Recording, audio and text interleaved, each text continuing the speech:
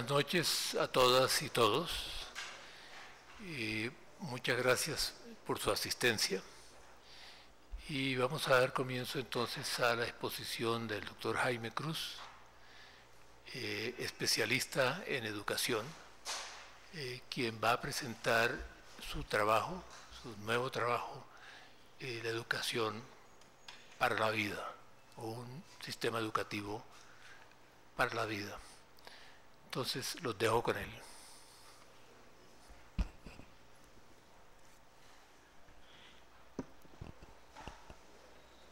Alguien les distribuyó unas hojitas, eso. Esas hojas están escritas en el 2011. Llevo 4 años pensando en este tema de educación, ¿no? Y lo que escribí allí era justamente el planteamiento inicial de este trabajo, que aún no lo he concluido. Espero terminarlo en los próximos meses, después de Semana Santa, ya como un documento armado que tiene, justamente como se lee ahí en el documento, tiene 3 tomos con sus diferentes partes, ¿no? Claro, son 15 capítulos, ¿no? Y trata temas muy diversos, porque claro, la educación está metida en muchas partes, ¿no? Entonces, es eso. Vamos entonces a estas. Yo escogí algunos puntos que fueran significativos dentro del documento para orientar lo que sería ideal, sería un debate. No sé si podamos tener tiempo para eso. Entonces, lo que yo estoy redactando es en educación para la vida. El norte es la vida, ¿no? Para el siglo XXI. Y me he apoyado en lecturas, unas lecturas muy diversas, y lo que he tratado de armar es un tejido de esas lecturas para poder analizar el sistema educativo colombiano. En la persona que más me ha apoyado es en el filósofo y sociólogo francés Edgar Morin, que entre otras cosas fue la persona consultada por el Ministerio de Educación y el CESU para el documento que elaboraron recientemente. En mi opinión, han debido consultarlo antes del documento. Él hizo un prólogo muy diplomático, ¿no?, para hacer entrega de su opinión ahora en mediados del año pasado.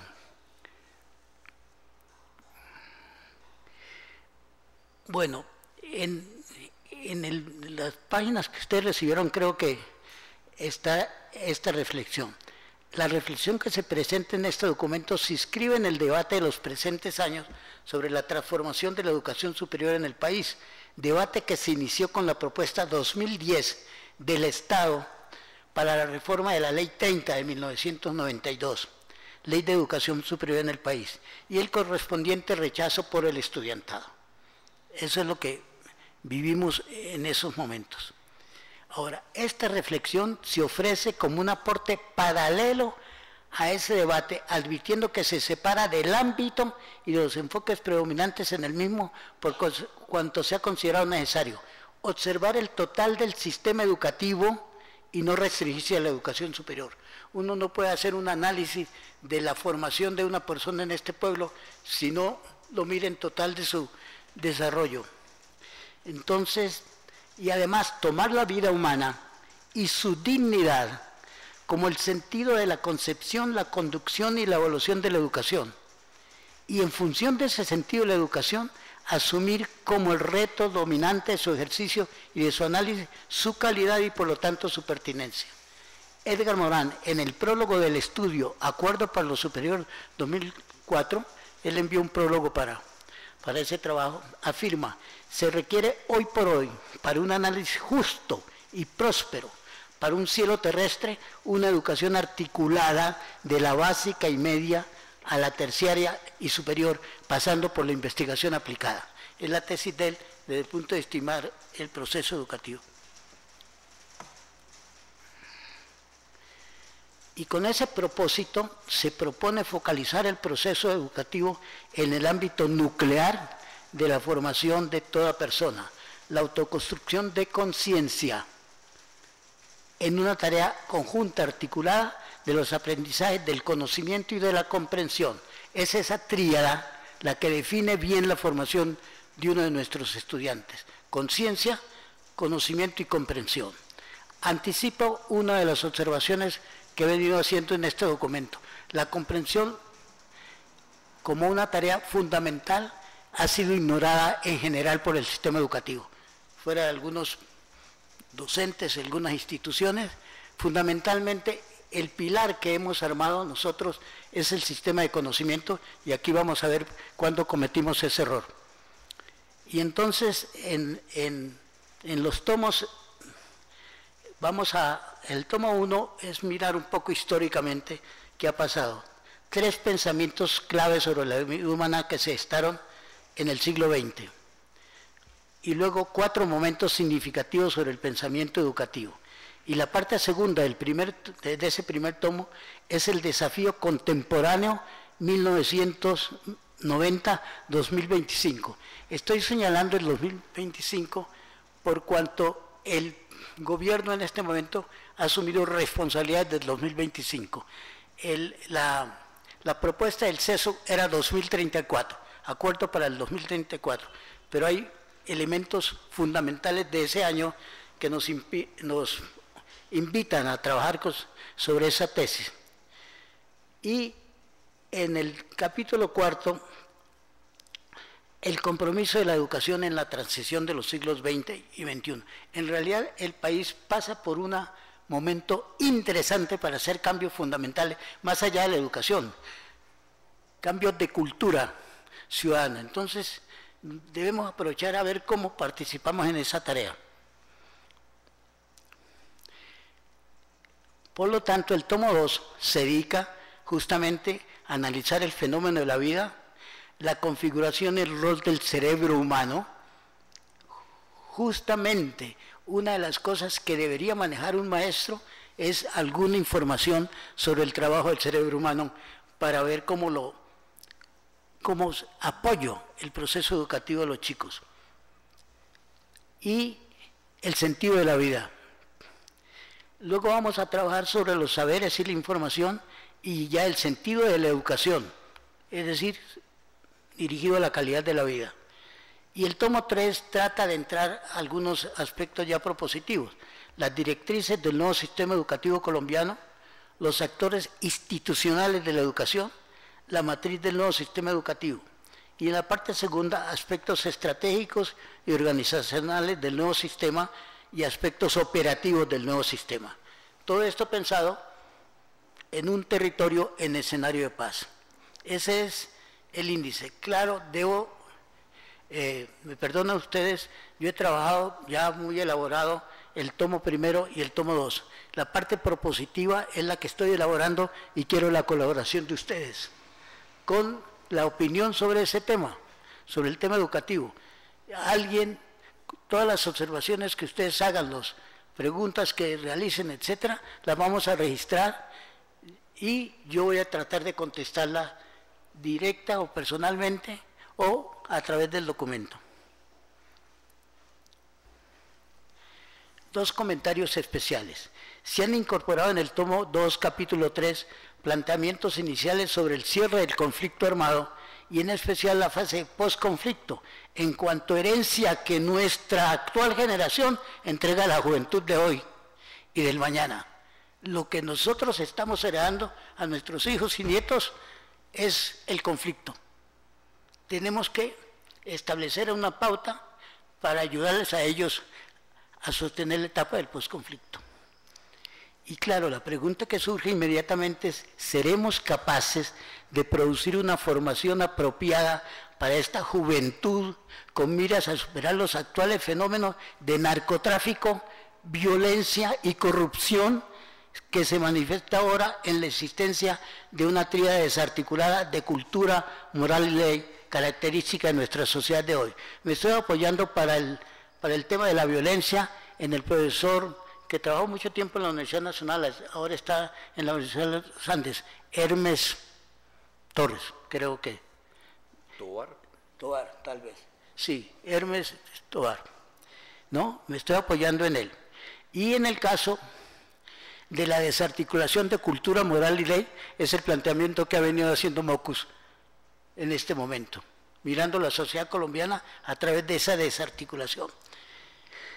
Y finalmente el tomo 3 incorpora una síntesis bajo el título de Reflexión Propositiva 2014-2015, en el cual se referencian y comentan brevemente los diversos aportes institucionales y grupales que se han ofrecido al gobierno de la opinión pública en pro de una transformación del sistema educativo colombiano. Y hay que señalar que muchas instituciones han trabajado fuertemente. Con años de anticipación, la Universidad del Rosario hizo un planteamiento sobre educación superior. El documento reciente de la Universidad de los Andes es un planteamiento muy completo. La Universidad del Norte, que es una universidad que está creciendo muy fuerte en el país, hizo un planteamiento muy completo.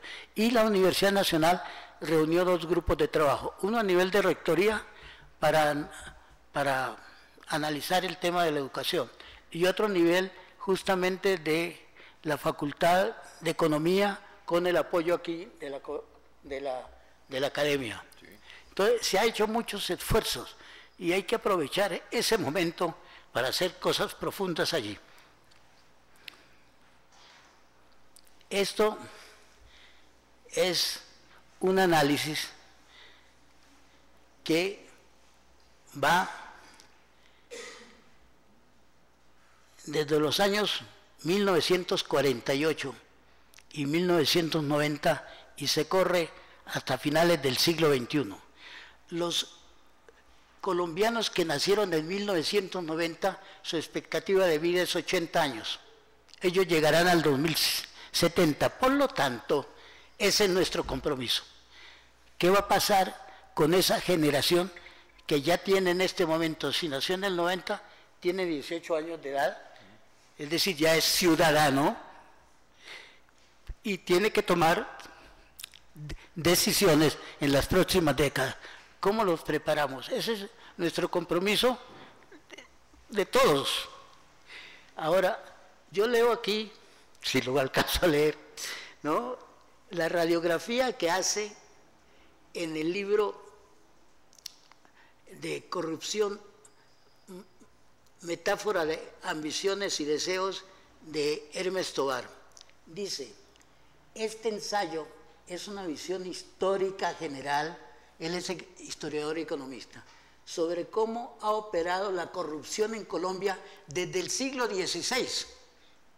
Es decir, quiere decir que el planteamiento de este autor es que la corrupción es estructural histórica en el país. Y la corrupción no claro que corresponde al ladrón que se roba un celular, pero los niveles y las niveles altos de nuestra sociedad la que maneja ese tema, de acuerdo con este autor. La historia de un Estado administrativo por saqueadores y por élites interesadas en legalizarse más para sí y sus intereses que para la sociedad en su conjunto. Este es un autor, repito, 20 años más o menos trabajó en la Universidad Nacional, ahora está trabajando en los Andes, y es su opinión de historiador. Luego viene el texto tomado de la introducción del libro Corrupción, metáfora de del libro, es el prólogo del libro Las guerras reveladas de María Teresa Rondero. El prólogo de ese libro es de James Robinson, que es el autor de Por qué fracasan los países. Mire lo que dice él en el prólogo de ese libro, que es justamente dedicado a la realidad colombiana. Dice, la democracia colombiana tiene su origen no en movilizaciones populares y exigentes de mayor participación, como en países europeos, sino como una forma de regular la detentación del poder por parte de las élites, y la arquitectura de Estado ha sido tal que la movilización popular se volvió más controlable. Bajo esta luz, el triunfo de la democracia colombiana, miren la gravedad de este planteamiento, el triunfo de la democracia colombiana podrá ser un triunfo de la historia, pero no es uno de la sociedad en general. Es una voz muy autorizada. Y termina allí, tomado del texto Pensar la Universidad de Mocus, que lo publicó en el 2014. Una clara característica de la sociedad colombiana contemporáneo es un alto grado de divorcio entre ley, moral y cultura. Esa es la radiografía de nuestro país en las pasadas décadas, por personas muy autorizadas. Yo sencillamente lo estoy anotando ahí para establecer entonces los cambios. Y los cambios van a darse, en mi opinión, como un cambio fundamental en el 2025. Nosotros el desminado, que es importante para que nuestros chicos yendo a la escuela no mueran, ese desminado va a durar aproximadamente más de 10 años. Eso es lo que se calcula el desminado. Ahora, los recursos petroleros de este país tienen una vigencia en lo que está detectado de menos de 10 años. Es decir, que nosotros perdemos la energía petrolera en un tiempo muy breve, seguramente antes del 2025.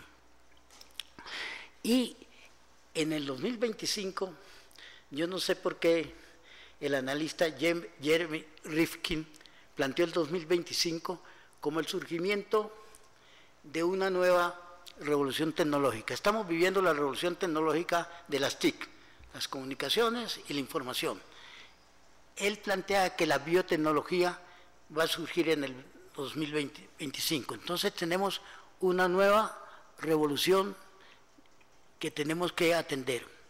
Y es importante anotar lo que el presidente y la ministra de Educación han planteado. Ellos suponen que en el 2025 100% de los alumnos de instituciones oficiales tendrán jornada única. Bien, entonces por eso adquiere mucha importancia esa fecha del 2025 para ver en esa perspectiva de una década cómo vamos a manejar el país. Ahora, hay ciertas reflexiones para enfrentar estas tareas. El reconocimiento de la diversidad que no hemos todavía aceptado en el país, el reconocimiento de la diversidad y las formas de vida y del ser vivo.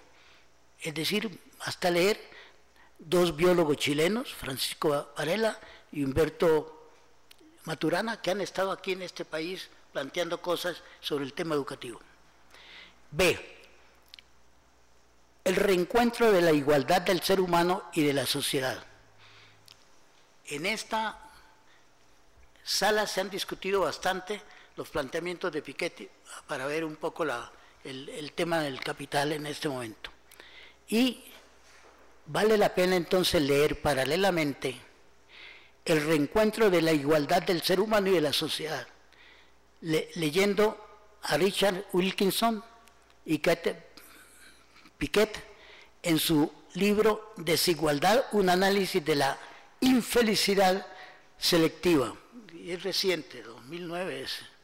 Entonces, hay como líneas, hay como perspectivas allí, ¿no? Y la educación como el sentido y la plenitud de la vida. Y en eso hay que manejar bien el conocimiento, tanto el conocimiento cotidiano como el conocimiento científico. Nosotros en nuestra divulgación del tema del conocimiento hablamos mucho del conocimiento científico, pero es tan importante el conocimiento cotidiano de las gentes como el conocimiento científico para hacer una transformación de nuestra realidad social. La otra cosa que surge allí es la importancia de la expresión y regulación de los sentimientos, es decir, el manejo no solamente de nuestra capa aquí frontal del cerebro, sino de todo lo que maneja nuestros sentimientos y reacciones. Y el vivir a partir del respeto por sí mismo y por el otro. Si uno da una mirada a nuestros debates políticos, etcétera, lo importante no es que no se respete al otro, es que las personas que están allá lanzando sus debates no se respetan a sí mismos. Ese es el problema que tenemos. Y todo esto, justamente leyendo Edgar Morin, Hannah Arendt no pudo calificar como conocimiento todo el problema del Holocausto. Me refiero a la alemana Hannah Arendt, antes de emigrar ella. No pudo calificar como conocimiento lo que está pasando en su país. Para eso publicó un libro en el 83 titulado Comprensión y Política. Hay que comprender, ¿no? Y es la comprensión la que da el punto de partida para el conocimiento. Y entonces, yo creo que con la ayuda de Edgar Morin, Hannah Arendt, Hannes Heller y Hugo Semmelmann, el chileno, podemos encontrar como directrices para las transformaciones que tenemos que hacer en el sistema educativo. Porque obviamente es valiosísimo tener los chicos el mayor tiempo en la escuela para poderles comunicar más conocimientos. Pero hay problemas de la educación que no están en el aula, están en nuestro sistema cultural, nuestro sistema social en general.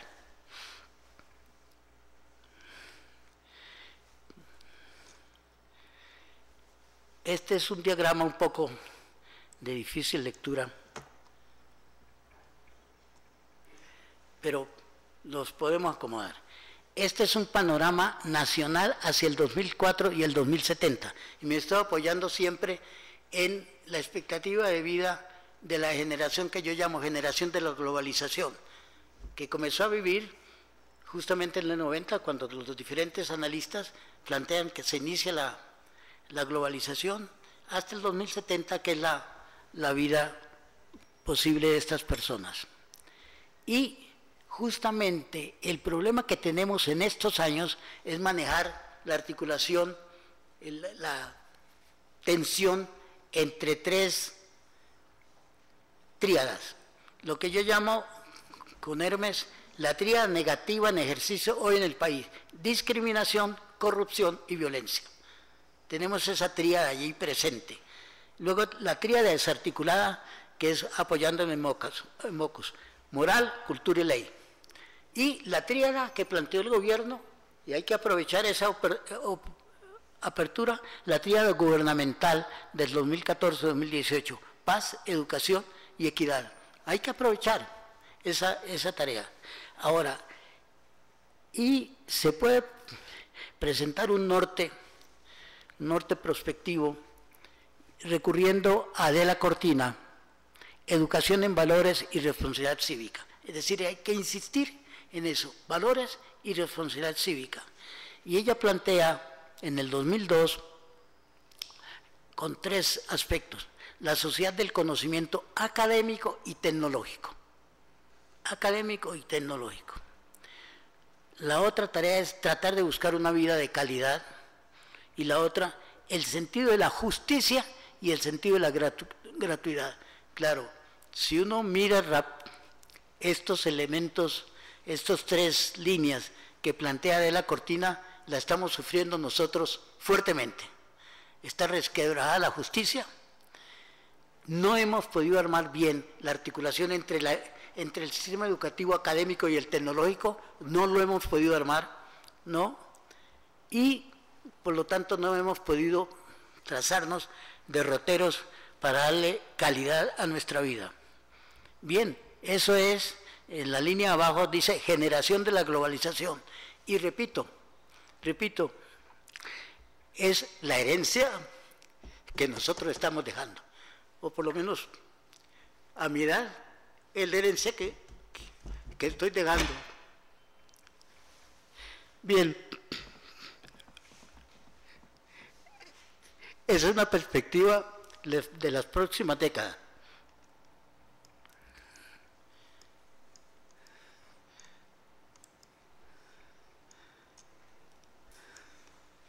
Gracias. ¿Ya?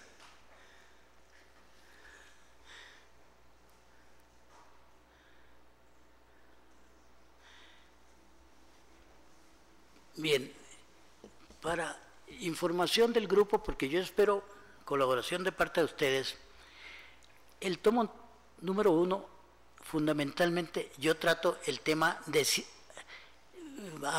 apoyándome en Martha Nussbaum, vamos que humanizar la humanidad, y humanizar la humanidad en este momento en un contexto de globalización, que nos obliga a tener una perspectiva de lo local y lo global.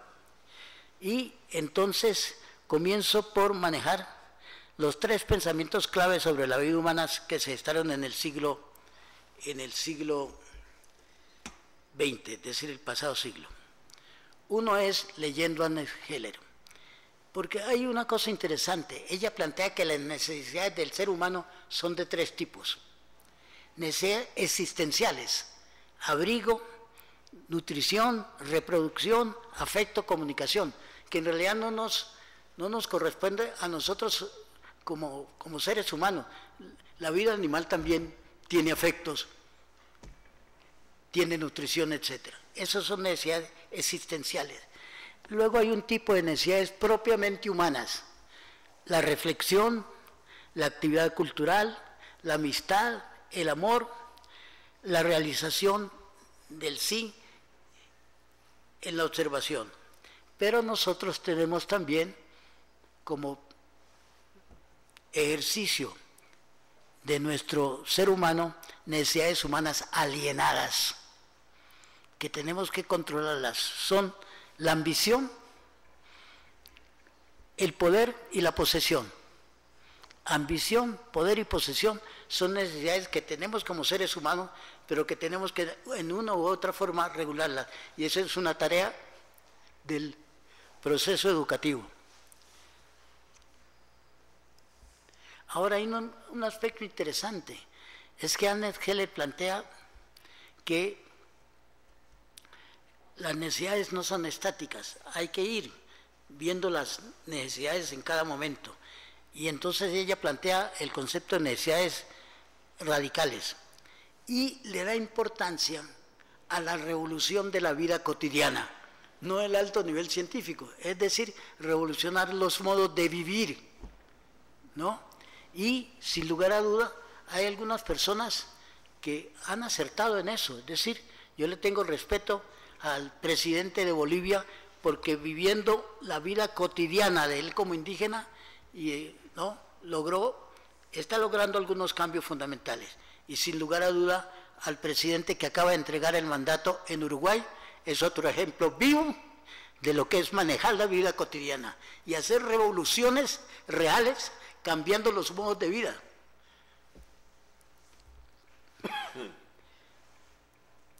Bueno, aquí no nos vamos a complicar. Yo le insisto a los estudiantes cuando dicto clases que no trabajen con listados de cosas. Es decir, por ejemplo, los listados de derechos humanos que aprobó la Asamblea de Naciones Unidas en el 48, sino fundamentalmente que armen sistemas. Entonces, que establezcan relaciones entre los grupos de los derechos humanos para poder acometer una tarea al respecto. Y considero, ahí algo se ha borrado, no importa, que es la vida, es el vector sustantivo de los derechos humanos. Aquí se ha borrado el concepto de vida ahí en el eje central de esta tarea y que va trabajando con dignidad, igualdad y con justicia social hacia la construcción de la sociedad democrática. Es decir, uno puede armar una visión desde la vida con su búsqueda de calidad hasta tener una sociedad democrática, es decir, armar una tesis, claro, acompañada por otras líneas de trabajo, la familia, el nivel de vida, el derecho a trabajo y algo que es muy importante, el manejo de la maternidad y la infancia, que es un punto decisivo en el grupo familiar y decisivo para el niño en esa etapa inicial. Esto es, ya comienzo a mirar el tema de los derechos humanos, tratando de mirarlo a partir de la vida. Ahora, me apoyo en Adela Cortina porque hace una observación interesante. Dice, 60 años después de la declaración, los derechos humanos siguen siendo el centro de una gran cantidad de debates. Importa saber cuál es su estatus, es decir, si son derechos naturales, inscritos en la naturaleza humana, si son derechos morales, basados en exigencias morales, si cabe determinar los derechos humanos o si más bien se trata de exigencias morales y no de derechos. Y agrega, la segunda cuestión está estrechamente ligada a esta primera y se refiere a la posibilidad e incluso a la necesidad de fundamentarlos, los derechos humanos. Como es sabido, mientras que existe un amplio acuerdo en la importancia de protegerlos, en cuanto a la fundamentación reina el más profundo desacuerdo. Entonces, con cierta audacia histórica, yo traté de armar la ruta y los referentes de los derechos humanos, desde la vida humana hasta el ser humano. Y en ese recorrido, que allá se presenta en cualquier momento que chocaran fuertemente la energía y la materia, ¿no?, comenzó a surgir la vida. Y la vida adquirió una categoría desde un comienzo por la célula. La célula habla de autonomía y circularidad. Es un punto importante el manejo que tanto Varela y Maturana en su libro de la autopoiesis trabajan el concepto de célula y con el concepto de circularidad y autonomía. Y obviamente con el compromiso de dar continuidad que en nuestro planeta Tierra es lleno de diversidad. Entonces hay que tener en cuenta esos dos hechos, continuidad y diversidad. Y a la larga la vida humana es cuanto tal, es cuando logra manejar los lenguajes, ¿no? Entonces ahí se enfrenta a la vida humana para ver cómo se apropia de la naturaleza adecuadamente y maneja los lenguajes. Por eso, la tríada del concepto educativo es conocimiento, comprensión y autoconciencia. Eso que está en azul en el gráfico ahí son la tríada básica de todo proceso educativo. Yo le puedo exigir a un alumno, a un nieto, justamente cómo está enfrentándose conscientemente a una situación, ¿no? Porque él la maneja, la comprende a su escala de niño y con el conocimiento de que esa escala tiene. Eso es la característica de todo ser humano. Y claro, eso da la línea de calidad y pertinencia, la libertad para manejarme y va determinando las identidades, las culturas y la dignidad de los pueblos. Entonces esto, con un poquito de audacia, es un poco un recorrido de cómo se va a sustentar los derechos humanos, con una cosa que es importante. Yo me apoyo en el libro de dos directores alemanes titulado La filosofía de los derechos humanos, porque fundamentalmente ellos plantean la dignidad como la categoría fundamental del ser humano. Y claro, me interesa que sean alemanes porque ellos tienen ahí el Holocausto, tienen la guerra allí y tienen que pensar de nuevo. Y pensando de nuevo, ellos dicen, tenemos que darle dignidad al ser humano. Ese es el derecho fundamental que tiene el ser humano. Y claro, en eso se van definiendo las diferentes entidades y culturas. No voy a leer esto porque si no Semmelmann tiene un libro muy lindo de la historia de la política, donde él relaciona historia con política, ¿no? Vale la pena leerlo. Tal vez el segundo párrafo lo leo. Significa también un esfuerzo para comprender la política más allá del quehacer operativo que la confina a la esfera del poder, para aprender cómo conciencia de la historia del momento como construcción de proyectos resolutivos en el plano de las contradicciones inmediatas. Este tipo de reflexión es un esfuerzo de apertura del razonamiento para captar la dinámica compleja y multidireccional del movimiento que constituye la realidad. Este es el desafío que tenemos, ¿no? Planteado por el sociólogo chileno Semmelman. Vamos a ubicarnos históricamente en nuestro país en tres momentos significativos sobre el pensamiento educativo 2021. ¿Cuáles fueron? La educación superior en Colombia, su innovación y organización, en 1978-85. En 1992, la Ley 30 sobre la educación superior. Y en el 2009-2012, todas las pruebas internacionales sobre los resultados educativos en Colombia, que ya pues mañana entiendo que la ministra de Educación hace una presentación de los niveles de calidad acá en educación, en diferentes grupos de colegios, etcétera. Será interesante ver ese análisis. ¿Qué pasó en 1978? Miren las personas que se reunieron ahí. Perdóneme el ocuparle su tiempo en eso, pero yo creo que vale la pena. Miren quiénes estaban en esa reunión.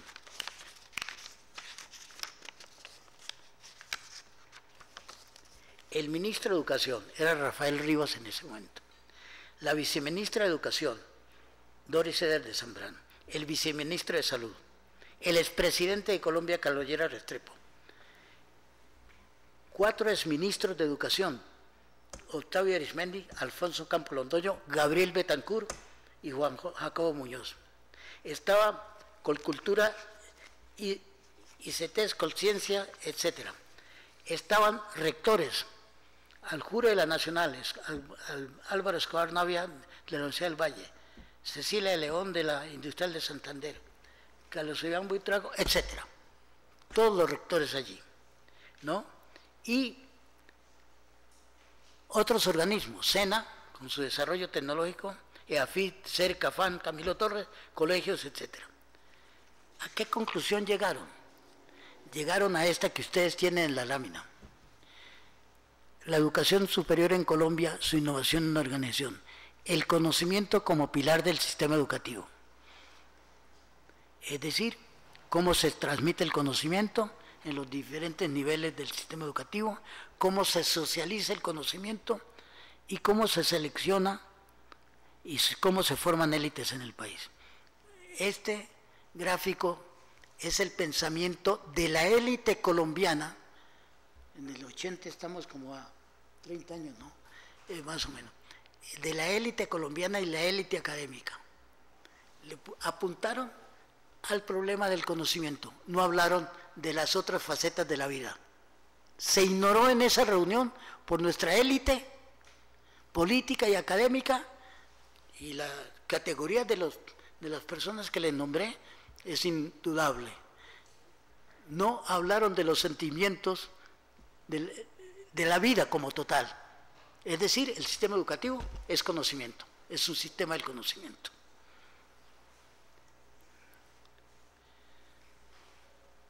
Y sí, dieron un aporte que me pareció importante. En esa época se hablaba de las 3 funciones de la universidad pública y en general de los colegios también. Investigación, docencia y extensión. Esa era la trilogía de esos años. Investigación, docencia y extensión. Lo interesante es que se habló de 2 funciones de apoyo, que aquí están numeradas en 4 y 5. Documentación e información. Es decir, se le dio importancia a la información. El problema nuestro es que estamos en esa tarea, armando el sistema logístico e informático de nuestros sistemas de salud para lograr armar sistemas de información. Y obviamente las funciones primigenias de toda universidad especialmente es la investigación, que aquí se enumera en el número 1, y la docencia, que yo he puesto en paréntesis ahí, al lado de la docencia, el aprendizaje, porque claro, no es el transmitir el conocimiento, es el logro de ese conocimiento manejado por el estudiante.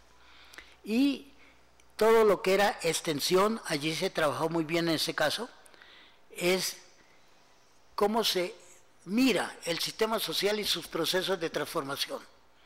Esos son los 5 pautas de funciones que asumió la universidad hace 30 años. ¿La ha cumplido? No ha trabajado todavía sistémicamente en eso.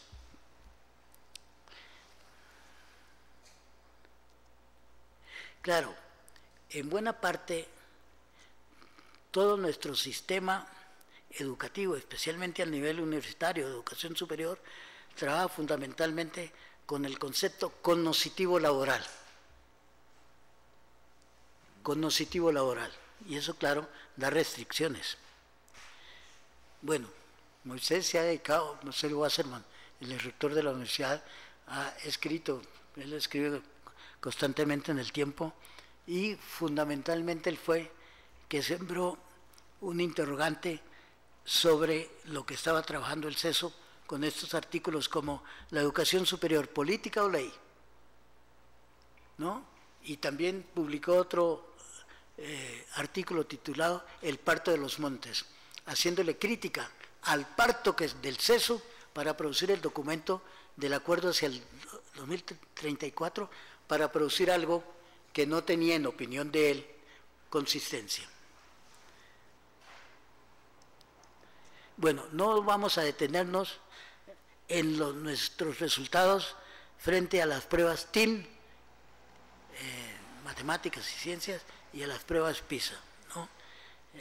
En la ubicación que nosotros tenemos en ese resultado, porque gastaríamos mucho tiempo, tampoco al concepto con el cual el grupo de Vegas y Petrov analizaron como marcos conceptual los niveles de calidad, etcétera, en el sistema educativo. Vamos a ver qué es lo que está planteando el Ministerio de Educación en los aportes que publica mañana. Ahora bien, cuando uno analiza esa tarea, está muy bien. Nosotros hemos armado, y aquí yo recurro a Edgar Morin también, fundamentalmente la línea del conocimiento, ¿no? Porque acabamos de definir que el conocimiento es el pilar del sistema educativo. Y entonces, claro, desde la parte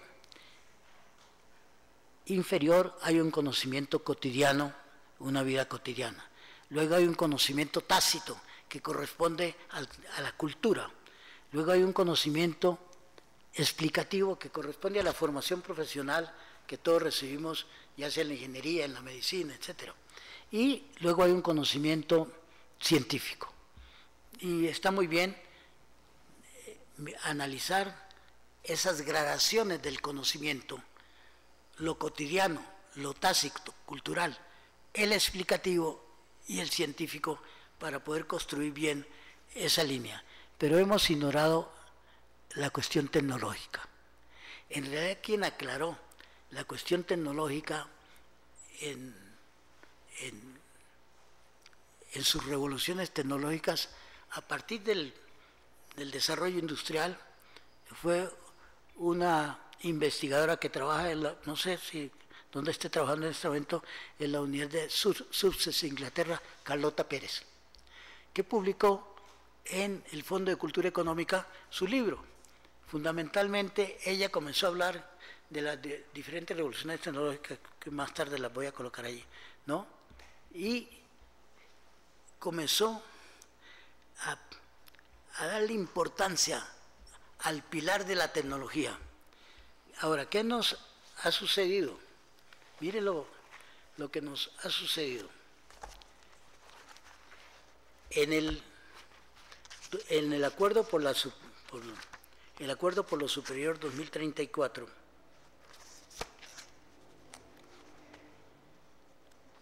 existe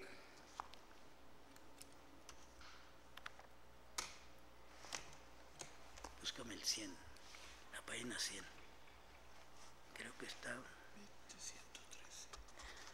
¿Esa es la 100?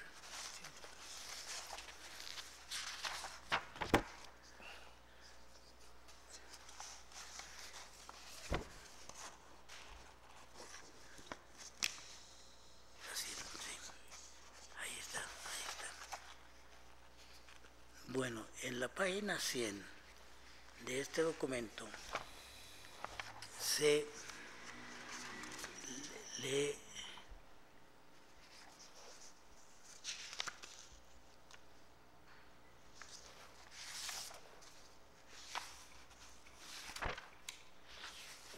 algo que es interesante, y es cómo registra el SENA. Dice así: el SENA, esto es el CESO, Ministerio de Educación.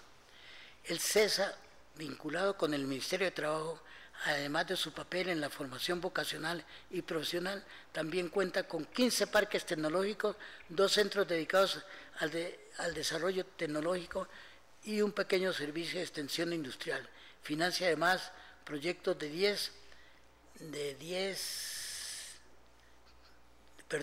proyectos de desarrollo relacionados con la capacitación, junto con Colciencia, el Ministerio de Tecnología de la Información y las Comunicaciones.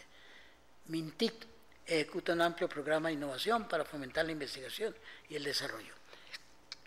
Él registra que el SENA tiene importancia. Me van a perdonar la frase que voy a emplear. La academia le dice al SENA: usted no me conoce, ¿no? El mensaje que se ha divulgado bastante en las determinadas castas en relación con cualquier problema, ¿no? Usted no me conoce. Yo creo que la academia le dijo al SENA: usted no sabe quién soy yo. Y evadió una tarea que ha podido armar como la han armado otros países: construir justamente el otro pilar de tecnología para el país y armar esa relación entre la academia y el pilar tecnológico. Y justamente Mocos, en su libro de Pensar la Universidad, le dedica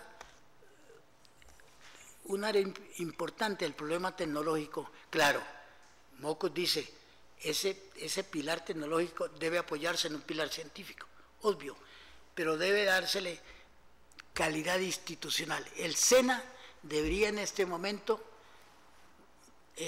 acompañar al pilar académico en la estructura del sistema educativo colombiano. Claro, es una opinión personal que habría que analizarlo con mucho más tiempo. Y entonces, el gráfico que estamos viendo en este momento sencillamente trabaja el conocimiento y no trabaja el pilar tecnológico bien. Esa es una falla que tenemos. Y deberíamos, justamente, si la ministra de Educación trabajó en el SENA y en realidad cumplió una buena labor en el SENA de limpieza, ha debido aprovechar a eso para crear ese pilar.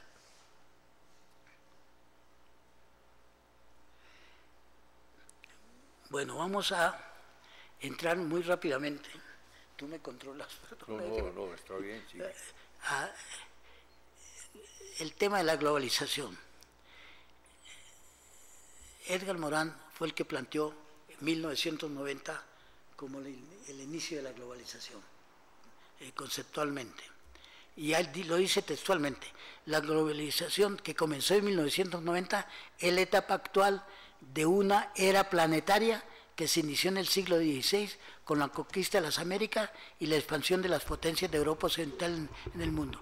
Este proceso está marcado por la depredación, la esclavitud y la colonización, pero en esta era planetaria también ha conocido otro desarrollo. Aquí está definiendo Edgar Morin el tema de la globalización. Y pues también diferentes analistas nuestros en Colombia han manejado el tema de la globalización. Aquí viene un problema que plantea justamente el economista Eduardo Sarmiento. La globalización ha sido factor de inequidad mundial. Esta es una posición que hay que analizar, etcétera, etcétera. Pero yo voy a saltar esto y voy a caer directamente en las revoluciones tecnológicas. Las revoluciones tecnológicas, según esta autora, Carlota Pérez, investigadora, repito, en la Universidad de Sussex en Inglaterra, plantea la revolución industrial de los textiles, luego la máquina de vapor y ferrocarriles, que nosotros tuvimos ferrocarriles, pero fueron desapareciendo en algún momento. Acero e ingeniería pesada, petróleo y gasolina, informática y telecomunicaciones, que es la revolución que estamos viviendo, y la biotecnología, que como decía antes, Rick plantea una fecha muy precisa, no sé por qué tiene esa audacia de la biotecnología, se va a desarrollar fuertemente en el 2025. Yo con cierta elasticidad puse en la década de 2020-2030 para manejar con más elasticidad el tema. Esto es importante entonces. Ahora, ahí está Rifkin. En su libro El siglo de la biotecnología, ¿no? Dice, nunca antes en la historia ha estado la humanidad tan mal preparada para las nuevas oportunidades, dificultades y riesgos tecnológicos y económicos que se ven en el horizonte. Es probable que sean más fundamentales los cambios de nuestra forma de vida en las próximas décadas que los 1000 años anteriores. Este es el desafío que nosotros, que estamos entregando la vida a las nuevas generaciones, tenemos que advertirle a las generaciones que vienen detrás de nosotros. Aquí, cuando uno está analizando el problema de la educación en el país, tiene necesariamente que analizar el problema del posconflicto. Yo leí con mucho cuidado La superación del conflicto armado, leyendo a Thomas Lavelle y Alfonso Torres.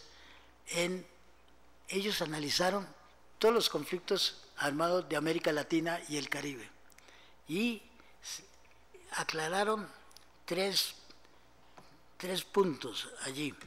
Lo que llamáramos la preparación del capital humano, la educación popular y la guerra de guerrillas. Pusieron esos dos elementos de desarrollo en función de un país en conflicto. La educación popular, que es una educación abierta que la adapta uno a los diferentes grupos, la educación guerrillera, que la ha cumplido tanto el ejército como las guerrillas y los otros grupos paramilitares, y el capital humano.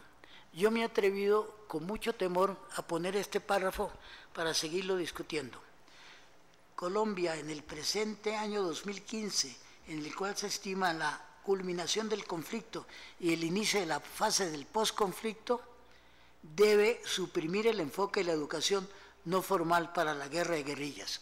Obvio, debe suprimirse esa formación y establecer o enfatizar los otros dos enfoques. A, el de capital humano dedicado a destrezas técnicas para el empleo, y B, el de la educación popular respondiendo a grupos específicos con énfasis en la población de las víctimas del conflicto, incluyendo especialmente grupos de desplazados y jóvenes reclutados por las guerrillas, además de la población adulta de paramilitares y guerrilleros, para facilitar su ingreso a la vida civil con una formación que enfatice la acción popular para un cambio estructural de convivencia y paz. Es una tarea tremenda que tiene el país, pero nosotros debemos ir creando sentido al compromiso de esa educación, que va más allá de las aulas que tenemos, que hay que ver cómo trabajamos en ese campo.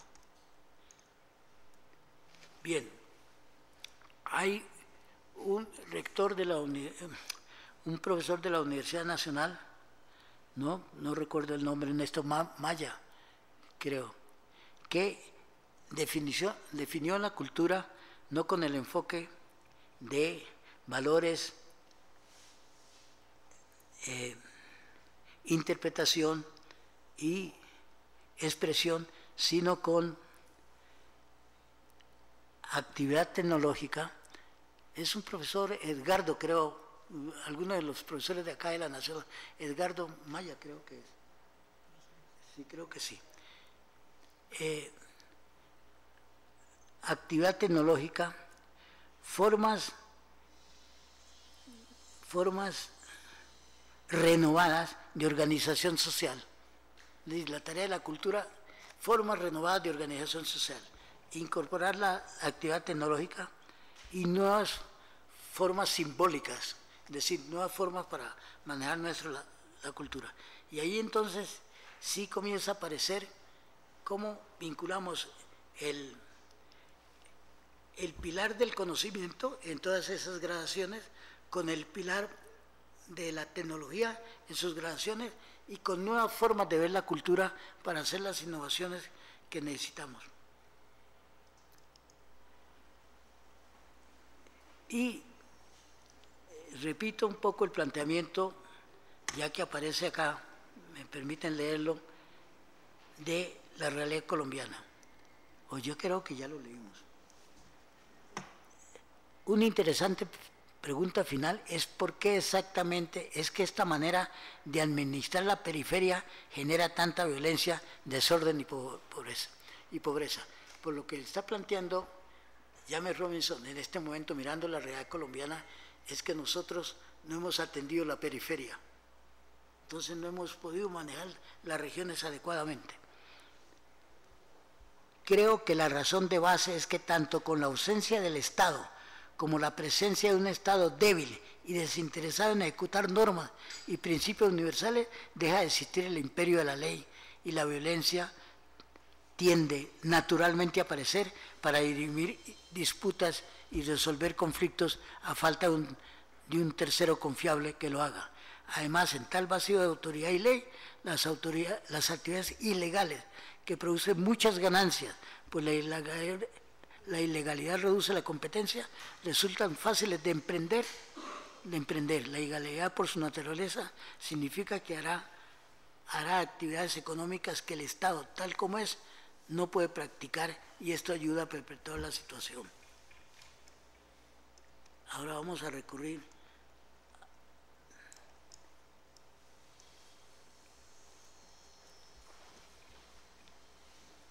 a una persona que vale la pena escuchar.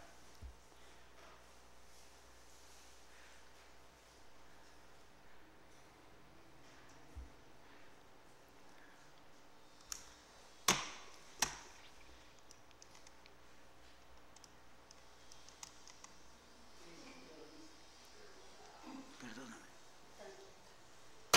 Ay.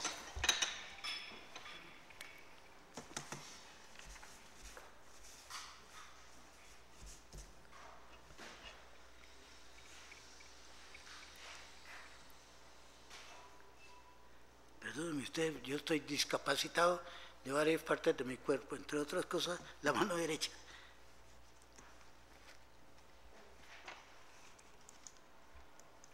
Es esto: opiniones del dirigente empresarial Nicanor Restrepo Santamaría, recientemente fallecido, sobre la situación nacional en cuanto a sociedad democrática. ¿Qué dice él? Dice él: a mi juicio, la violencia en Colombia obedece a falta de eficacia de las instituciones del Estado. Y sin lugar a duda, las personas que nos hemos aproximado a la lectura de estos empresarios, es una realidad. Una sociedad democrática que tendrá que construir la paz, fortalecer la memoria para evitar que se repita la violencia, seguir un proceso de desarrollo incluyente y aumentar las oportunidades para el crecimiento humano de sus ciudadanos. Él nos fijó otra tarea, Nicanor Restrepo. Bueno, voy a saltar varias cosas ahí. Estoy armando el sistema total, ¿no?, en el tomo 2. Yo estoy entrando al tema de la vida en el tomo 2. Ser para el hombre es existir, vivir, actuar y cambiar. Es nuestra única manera de ser. Me salto porque, ¿no? Y entro a los retos que tenemos en manejar nuestro cerebro. Esta fue una canadiense que estuvo incidiendo bastante sobre cambios en Venezuela y dijo lo siguiente: en esta dinámica venezolana sobre la educación de la inteligencia, porque estaba participando en seminarios de inteligencia, participo desde 1989, Hélène Austin de Beauport, con conferencias en varias universidades y con la publicación de su libro Las tres caras de la mente, en la cual describe las tres características de los componentes del cerebro: el neocortical, el límbico y el básico, el que transmite el sistema, y los roles y articulaciones de estos tres componentes. Nosotros, como maestros o padres de familia, deberíamos tener alguna información sobre cómo manejamos el cerebro. Y aquí ella lo está escribiendo, ¿no? Hay un hemisferio izquierdo y un hemisferio derecho, que a veces trabajan simultáneamente y a veces trabajan separadamente, porque el hemisferio izquierdo trabaja sobre la secuencia lineal, lógica de las partes al todo el tiempo. El hemisferio derecho trabaja con la simultaneidad, el concepto espacial, lo asociativo y del todo a las partes. No vamos a... Y ella plantea y va definiendo qué es el tálamo, etcétera, etcétera, los diferentes componentes del cerebro. Pero nosotros tenemos, y escribe fundamentalmente en la prensa, una persona que tiene una experiencia tremenda, es Anne de Acevedo. Y Anne de Acevedo, en su último libro, Cómo funciona el cerebro de los niños, es una lectura necesaria para cualquier maestro o para cualquier padre de familia. Ofrece respuestas acertadas a la guía temática que ella misma plantea en la contraportada, ¿no?, sobre ese libro. Está presente aquí entre nosotros una profesora de la Universidad de París, Mariana Escribano. Mariana Escribano justamente ha venido durante varias décadas analizando el lenguaje muscubú, que ella plantea que es un lenguaje báculo dentro de los lenguajes de nuestro planeta. Ya. Ya. Ok. Es su planeta. Y entonces yo me he convertido en un asistente con cierta asiduidad de las conferencias o clases de Mariana. Y el lenguaje la conversación al cual hemos dado importancia es el tema de la espiral, el proceso en espiral del conocimiento, ¿no?, para cambiar el proceso lineal. Curiosamente, los colonizadores imponen a los grupos colonizados un pensamiento lineal dogmático.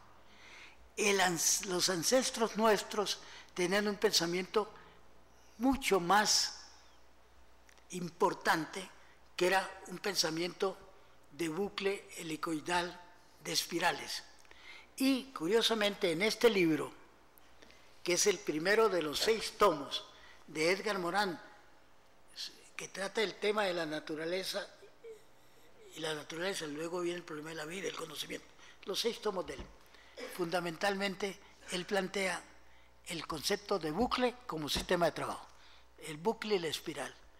Quiere decir que nosotros estamos más retrasados que nuestros ancestros indígenas en este momento, porque nos imprimieron un pensamiento muy lineal, y pensamiento muy lineal y dogmático que está presente en todas nuestras líneas de trabajo, desde los altos niveles de Estado hasta nosotros en nuestra ocupación cotidiana.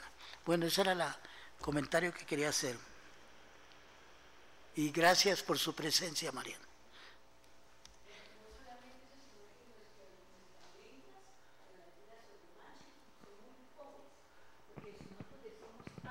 No decimos nada. En cambio, ellos con A ya tenían en A mínimo 100 significados.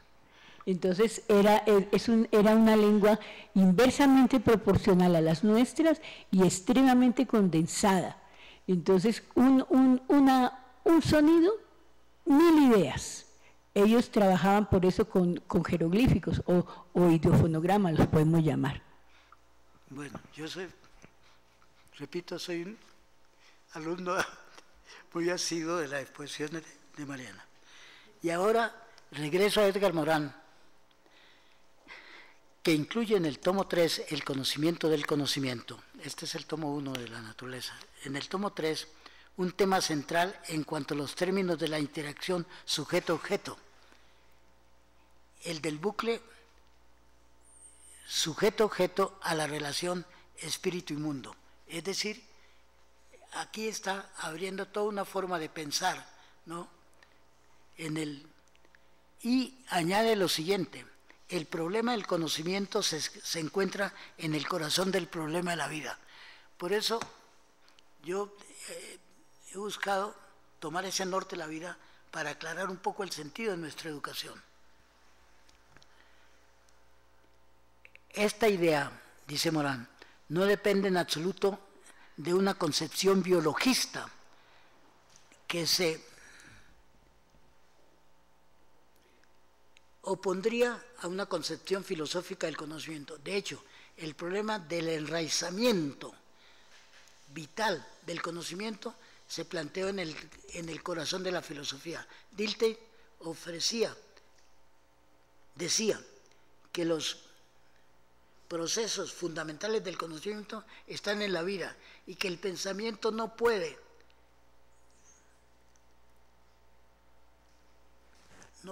ir más allá. Husserl pensaba que los conceptos, ideas y enunciados del sujeto consciente tienen sus raíces en el mundo de la vida, terreno interpretativo y precategorial. Bueno, es toda una tarea, por eso yo estoy un poco retrasado en la culminación de mi trabajo, porque estoy tratando de traer todos esos elementos al análisis.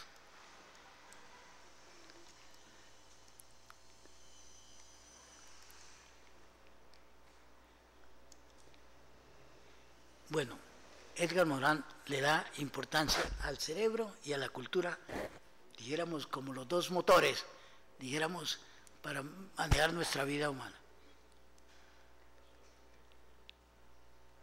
Es decir, nosotros tenemos que resolver nuestros parámetros de conocimiento y tecnología articulando la cultura con el cerebro. Mire la tarea que tenemos que tener maestros y padres de familia.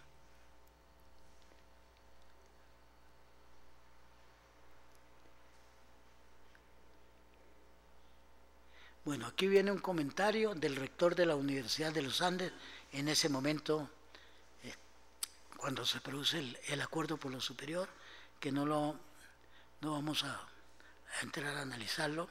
Es un análisis que le hace el rector de la Universidad de los Andes sobre el tema del seso. Pero sí colocó allí en los 3 temas en los cuales trabaja Edgar Morán en su aporte a nuestro Ministerio de Educación. Él dice: curar la ceguera del conocimiento, garantizar el conocimiento pertinente, enseñar la condición humana, enseñar la identidad terrenal, enfrentar las incertidumbres, enseñar la comprensión y trabajar sobre la ética del género humano. Mire ese universo para un sistema educativo. Claro, no es fácil, pero tenemos algo que hacer. Y yo añadí pues lo que él plantea sobre la condición humana y sobre la comprensión, pero voy a el problema que tenemos, no tanto como formando estudiantes, sino la responsabilidad de nuestros sistemas educativos, nuestras instituciones. Nosotros Estamos con una población en un territorio, en una naturaleza, con 3 elementos básicos de la sociedad: la comunicación sociocultural, la organización sociopolítica y la producción tecnoeconómica. Ahora no estamos trabajando sobre el individuo, aunque sí es más o menos la misma línea: conocimiento, comprensión y autoconciencia. Estamos trabajando con las áreas que tiene que la universidad ayudarle al país a construir: una adecuada organización sociopolítica, una producción tecnoeconómica y una comunicación sociocultural. Basándome en eso y tomando a los autores que siempre analizo, ¿no?, Martha Nussbaum y Eric Allar, las 3 instancias de la calidad de vida. Y entonces hay una instancia, 1, satisfacer las necesidades básicas: afecto, hogar, nutrición, salud, educación, transporte, energía, agua potable y vivienda. Es decir, las necesidades básicas, ¿no? Propiciar el autodesarrollo y sus logros, para trabajar en eso con capacidades, comportamientos y libertades. Y ahí viene el problema nuestro, que fundamentalmente el mayor problema que surge en los grupos familiares es cómo trabajar con el adolescente que pasa de la infancia y va hacia la edad adulta, cómo le proporcionamos libertades, con regulación, pero libertades, cómo le entregamos capacidades y cómo le entregamos oportunidades. Ese es nuestro problema frente a un adolescente. Y parecer algún grado de plenitud humana. Y los grados de plenitud humana nuestros son amar, ser y tener. Es decir, amar necesidades sociales, ser necesidades de desarrollo personal, tener necesidades materiales. Entonces, claro, tenemos que tener afectos y respaldo familiar en el caso de amar, patrones activos de amistad, arraigo y contactos para manejar nuestro juego de amores y amistades. Y en el caso de necesidades de desarrollo personal, niveles de participación ciudadanos y una vida significativa. Y obviamente en el tener recursos económicos para poder sostener nuestra vida, empleo, conducción de trabajo. Déjeme ahora trabajar en la ética de la vida, con esos mismos elementos: comunicación sociocultural, organización sociopolítica y producción tecnoeconómica. Hay un grupo ahí, necesidades humanas alienantes, retrocediendo al tema de las necesidades que nos planteó Anne Heller. La comunicación sociocultural puede llevar a la posesión del padre respecto al hijo, del padre respecto a la madre, a la esposa, etcétera, o de grupos políticos manejando clientelas, poder, ¿no?, y ambición. Es decir, debemos regular esas necesidades humanas alienantes para trabajar sobre unas líneas de trabajo más positivas. Una, en el caso de la posesión, insistir en la comunicación racional y sensible. En el caso de organización sociopolítica, satisfacer las necesidades humanas. Y en el caso de la ambición, desarrollar la riqueza social. No mi riqueza, la riqueza social. Y claro, eso se puede trabajar a nivel de individuo y a nivel de conjunto social. No leo eso para no extendernos.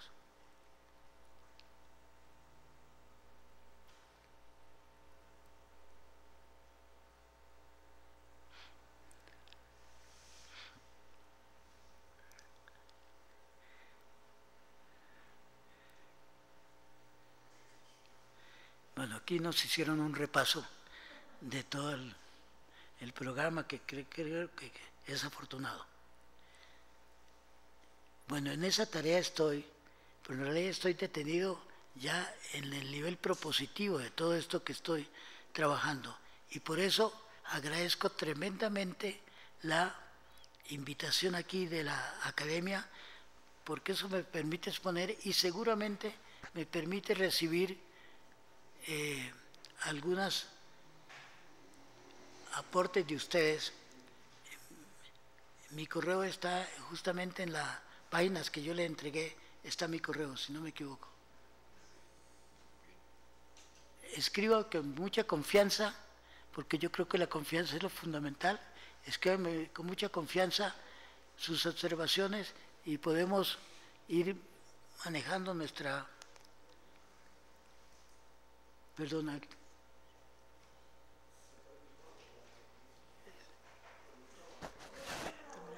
Sí, sí. Ah, muy bien, excelente.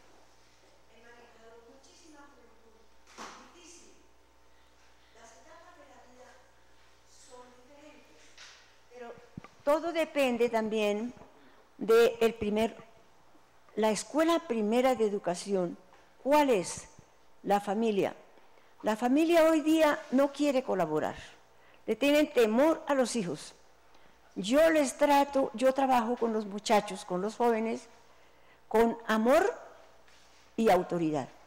Necesitamos el cerebro y el corazón para poder conformar los sentimientos en la juventud.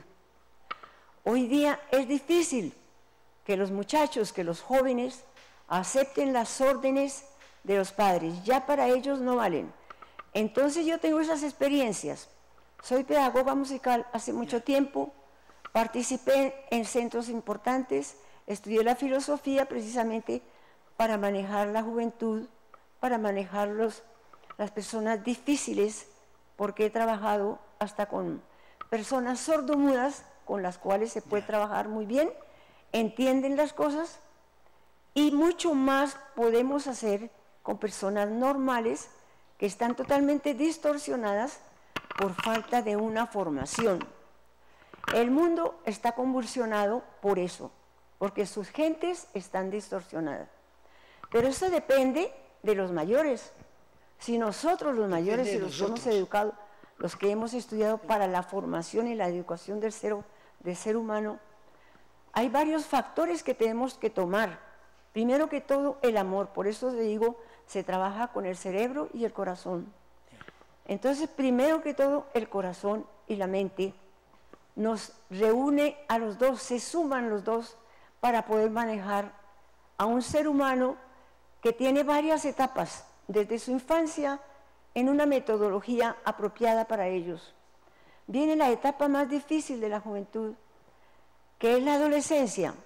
Si durante la niñez no se formó, no se dieron las bases firmes, es difícil tomar las bases en esa edad porque es la edad más rebelde, la de los adolescentes.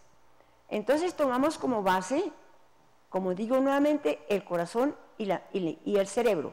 Yo les digo, el mejor computador de la vida es el cerebro. No estamos sobre la tecnología nomás. Ahora se enfocaron todos en la tecnología y no tienen ya la educación personal. La tradición se ha quedado atrás, solamente viene el modernismo. Entonces, en esta época de modernismo, con esa libertad actual de la juventud, es difícil poder enseñar, pero yo lo he logrado. He manejado muchachos sumamente rebeldes que no aceptan órdenes en los hogares, pero yo los trato como si fueran mis hijos. Entonces yo manejo siempre con el alma, con el amor y la autoridad. Si nosotros mandamos con autoridad, pero con amor, logramos las cosas. Pero si únicamente va una autoridad, que muchas veces esa autoridad es negativa totalmente para el sentimiento y el temperamento de los jóvenes. Entonces tenemos en cuenta eso. La filosofía de la vida nos enseña precisamente a un ascenso que debemos tener los seres humanos desde que nacemos hasta llegar al vértice de un ángulo en el cual nosotros vamos tomando la educación parte por parte y también equitativamente según la capacidad mental de cada cual y según el avance también intelectual o el avance también de capacidad mental. El equilibrio mental lo necesitamos para que todos los muchachos y toda la juventud, aún los mayores, necesitan equilibrio mental. Ahí tenemos el orden y la seguridad. Habiendo orden y seguridad, nosotros encontramos todas las bases para educar a la humanidad. Hoy día hay que educar a la humanidad. Pertenece uno a una sociabilidad donde no se sabe ni siquiera la terminología para poder hablar. No saben cuáles son los términos, no saben qué cosa es tradición, no saben nada de eso. Están en un modernismo cerrado. Es un enfoque en el cual estamos dañando la humanidad, la juventud sobre todo. Nosotros los pedagogos, los educadores, no solamente debemos tener interés en el dinero o interés personal para subir nosotros como valores, no, debemos fijarnos mucho más en las personas que se enfrentan a los maestros. El maestro es una guía, pero el alumno es un valor, y a ese valor hay que saberlo orientar, hay que saberlo dirigir, no solamente con una autoridad mal llevada, sino que en el amor y la comprensión, hay que comprenderlos, hay que ayudarlos, hay que verles que su vida tiene mucho valor, que el mundo es para nosotros una parte esencial para que veamos qué corta es la vida, pero qué largo es el tiempo que nosotros desperdiciamos. Entonces todos esos muchachos que llegan a cierta edad y no han recibido todas esas formas educativas con todo el amor, con toda la manera de atraerlos, tratarlos con afecto, con reciprocidad, darles libertad para que ellos obren como nosotros estamos obrando. Hay que darles cierta libertad, nunca superioridad. No, el maestro no debe demostrarles superioridad, debe demostrarles amistad, amistad. Y se logra muchísimo. Los temas que ustedes están manejando, doctor, estupendos, maravillosos, maravillosos. Entonces yo quería precisamente participar algo porque soy educadora hace mucho tiempo, soy pedagoga musical, enseño todo con música y diferentes técnicas. La técnica para la técnica de hablar claro, la fonética es necesaria para que nosotros dictemos una charla, una conferencia y darles cabida también a los muchachos para que ellos tomen sus conceptos y también puedan sentirse capacitados de hablar y de corregir al maestro también. Muchas veces podemos cometer errores y muchas veces el alumno tiene una capacidad escondida, un talento que no se ha desarrollado porque la capacidad del maestro no tiene la capacidad tampoco de despertar ese talento. Hay que tratar de que el maestro desarrolle en el alumno la capacidad que él tiene ahí escondida. Muchas gracias y es maravillosa la conferencia que están dando. Quiero hacer un pequeño comentario. En el fondo y la contribución importante que ha hecho el doctor Cruz, en mi opinión, es que él parte de la base que yo comparto y que compartimos todos, y es que nuestros sistemas educativos están errados, están equivocados, y que hay ciertos elementos fundamentales de la estructura educativa que no son tocados. Es más, ni siquiera se habla de ellos. Y por eso él propone entonces el concepto de educación para la vida. Si tenemos en cuenta que la educación que estamos dando es únicamente para un conocimiento para la producción, un conocimiento para la relación cotidiana, interna de la sociedad, y en segundo lugar un conocimiento sobre los valores que el sistema socioeconómico y político requiere para afianzarse y sobrevivir. Él está diciéndonos, aparte de eso, hay un tema fundamental en la educación, es cómo educamos al ser humano para la vida, para que él pueda cumplir ese proceso vital. En ese sentido me parece una contribución muy importante y ojalá pudiera terminar pronto su investigación y nos volveríamos a encontrar justamente para ver cómo completó él su estudio. Ahora, viendo el tema de la educación en general y habiendo dicho que el sistema educativo convencional, y esto es válido en todos los países, no es acertado, podemos decir que hay otros elementos que tienen tanta o mayor importancia que los que normalmente tratamos en el tema de la educación. El primero de ellos, creo yo, que es el problema del ser humano. Es decir, educar al ser humano como ser humano para que pueda cumplir su vida con sentido y su vida en términos de una misión histórica que tiene el ser humano. Además, una educación que le permita saber al ser humano con qué cuenta él, no solo con el cerebro. El ser humano tiene una conciencia. El ser humano tiene, además de la conciencia, unos atributos. Tiene la intelectualidad, tiene la emocionalidad, tiene la sensibilidad, tiene la espiritualidad, tiene atributos corporales, tiene atributos de destreza, tiene sobre todo creatividad. Esos aspectos no forman parte del sistema educativo normal. Y entonces, como la noción de una educación para que el ser humano pueda cumplir su jornada en la vida, como lo ha planteado el doctor Cruz, tendríamos ya uno adicional. El ser humano. El ser humano tiene unas capacidades internas y unos atributos. Y como ya dije, un destino humano y un sentido, un compromiso con su propia existencia. ¿Cómo educar al ser humano para que pueda cumplir esa función? Es decir,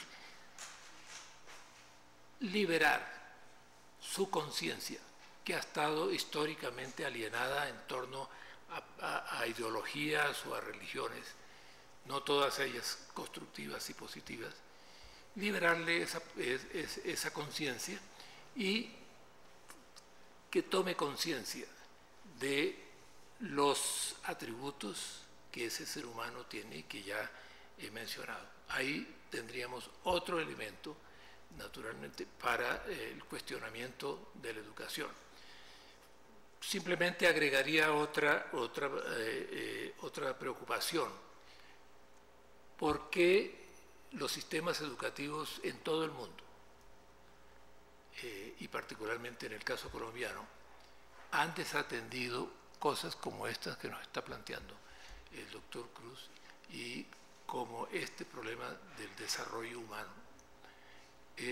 Sencillamente porque el establecimiento, el sistema económico, político y social no tiene interés en que el ser humano se desarrolle, que libere toda su capacidad, toda su potencialidad, que él mismo encuentre, claro,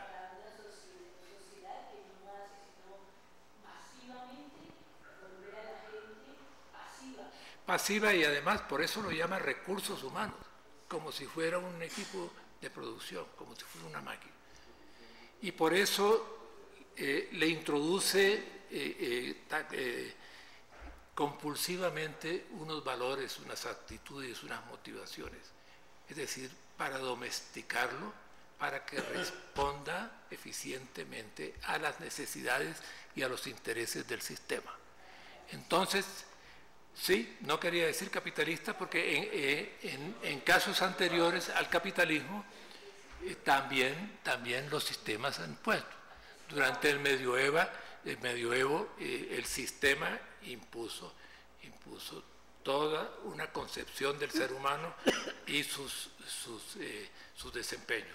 En el caso de la antigua Grecia y de Roma exactamente el sistema impuso.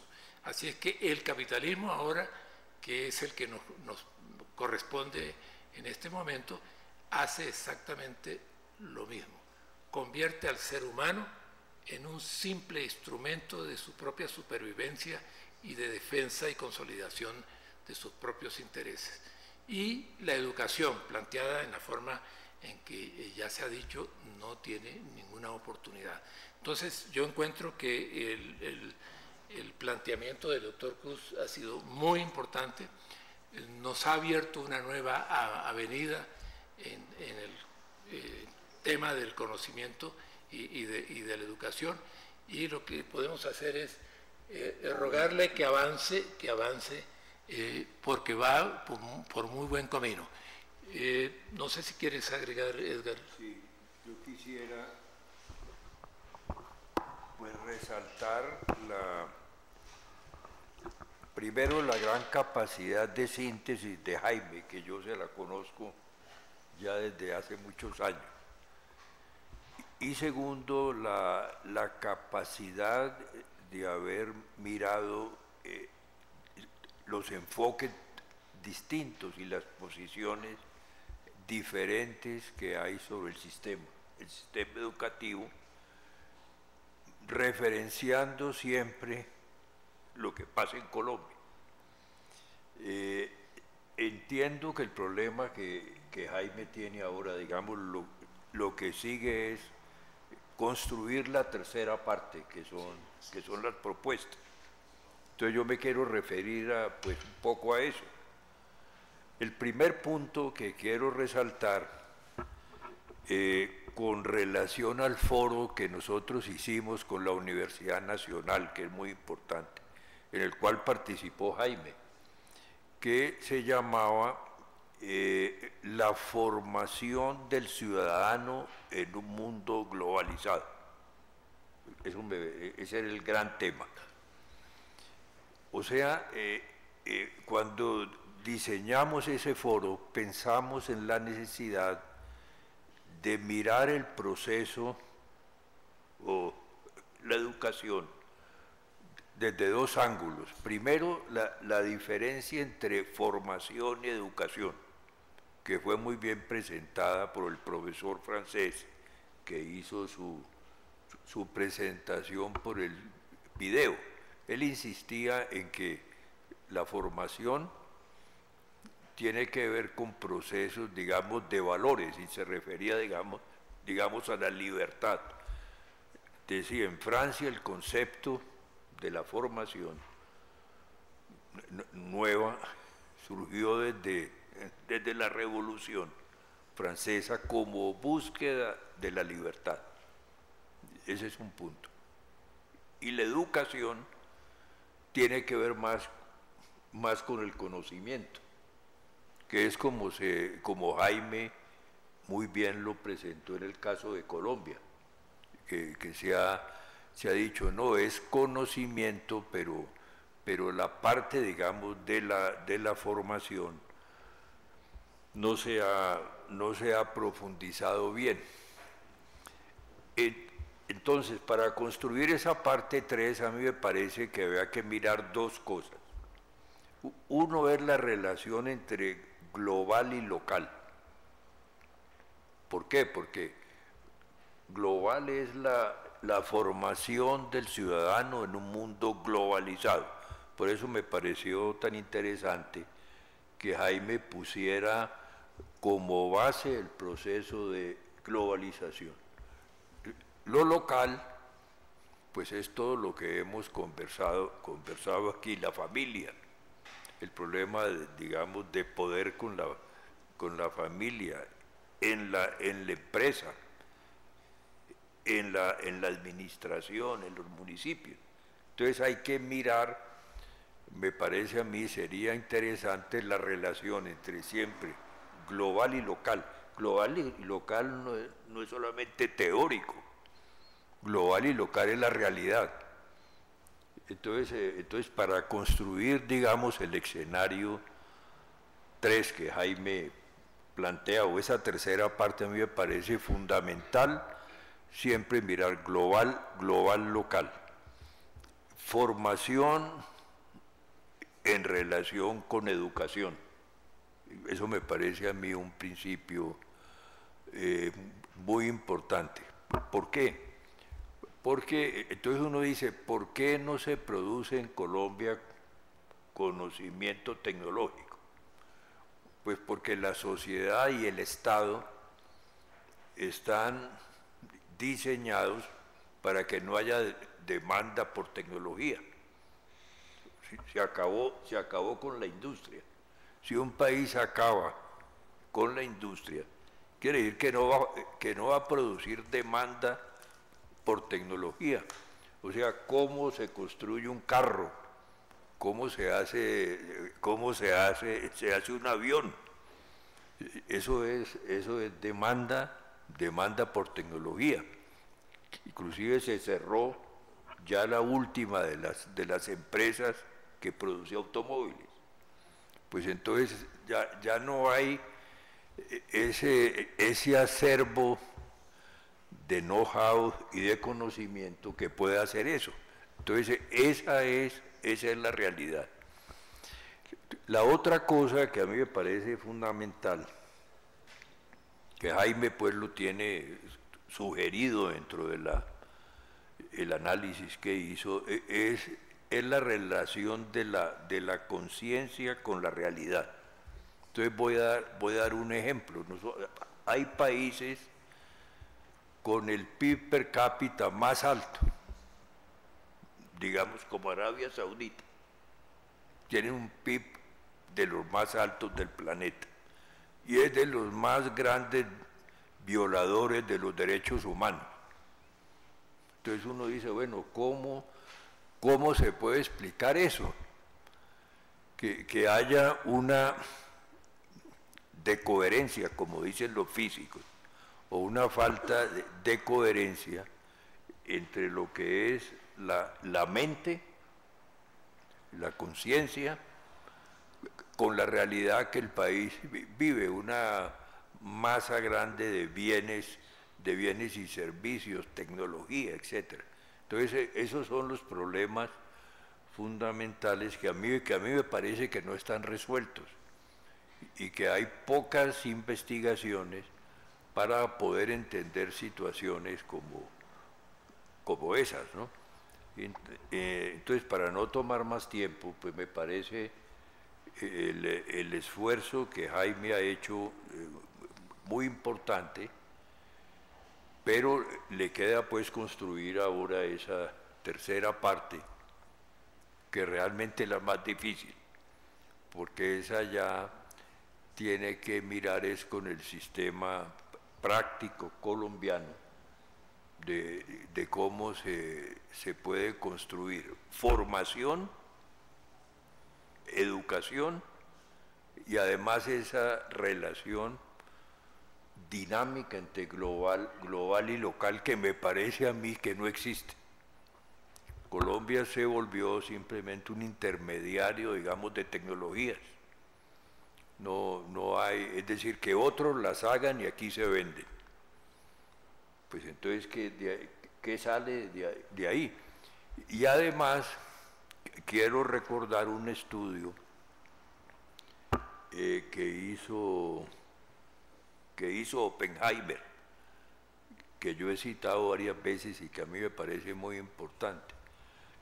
Él miraba que los posgrados en Estados Unidos, más o menos en máster y PhD, las personas de los países del Asia, yo no recuerdo el porcentaje, 75% estudiaban ciencias duras, ingeniería, etc. Biología, o sea, lo que estaba en la frontera.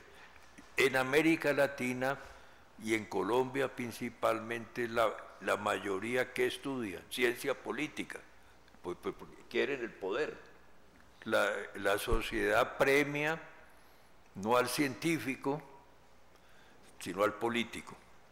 Ese es un punto fundamental. Entonces, si la sociedad no crea incentivos para premiar la ciencia, la investigación, pues eso no se va a producir.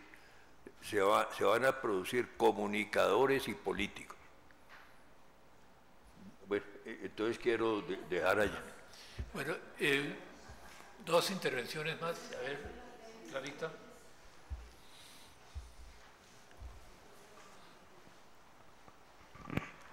Bueno, yo quiero plantearme una serie de preguntas porque este tema de la educación es algo que tiene tanto de largo como de ancho y que es un sistema que está en la base de todo el sistema político de una sociedad y que en opinión de muchos sociólogos se ha hecho el sistema educativo para perpetuar el sistema político y económico en donde nace este sistema educativo.